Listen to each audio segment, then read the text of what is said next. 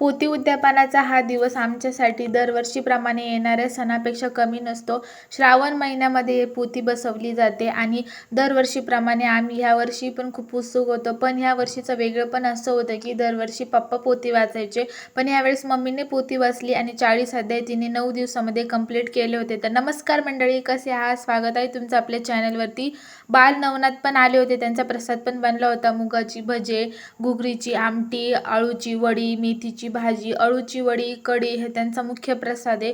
त्यानंतर डाळ, भात, चपाती, खीर असं सगळं काही बनवलं होतं. हे सगळं नवनाथ महाराजांच्या आवडीचं पदार्थ आहेत म्हणून मम्मीने बनवले होते. मग मी पण या निमित्ताने साडी वगैरे घातली. आम्ही सगळे तयार झालो. पप्पा आल्यानंतर आम्ही सगळ्यांनी बालनवनाथांनी पूर्ण घर गजबजून गेलो होतं. आम्ही आरती घेतली, मम्मीने देवाला नैवेद्य ठेवला. आता बालनवनाथांची पण जेवणाची वेळ झाली होती. मग आम्ही सगळ्यांनी त्याला वाढून दिलं.